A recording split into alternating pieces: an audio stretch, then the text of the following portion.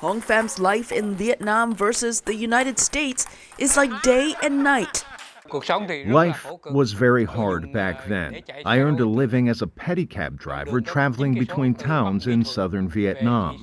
When communists took over Saigon in 1975, Pham was sent to a re-education camp for serving in the South Vietnamese military. He eventually made his way to the U.S. on a humanitarian program. But now a wave of undocumented Vietnamese people is aiming to enter the U.S. through its southern border. The number caught by U.S. Customs and Border Protection jumped from just under 300 in 2022 to more than 3,000 in 2023.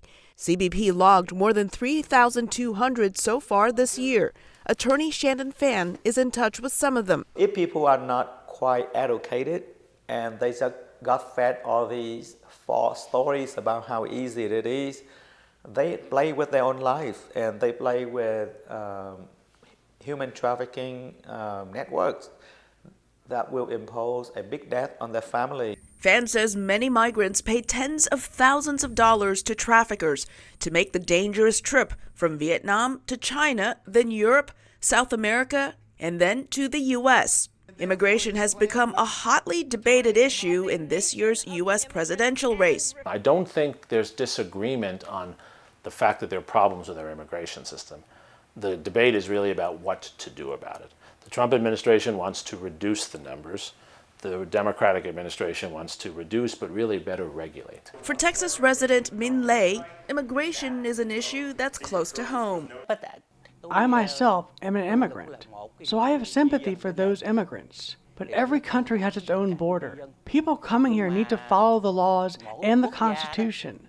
Texas is heavily impacted by the illegal migrant influx, and now I have concerns about going out at night.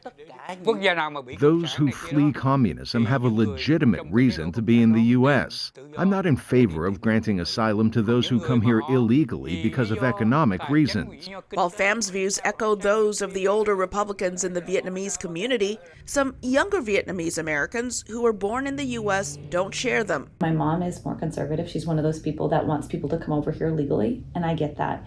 She is overlooking the fact that everybody just wants to come here and have a better life. Whenever someone have an opportunity to be here, they would,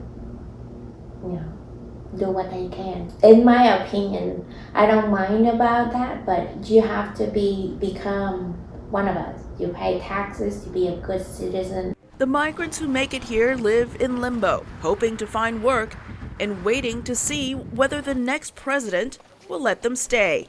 Elizabeth Lee, VOA News, Houston.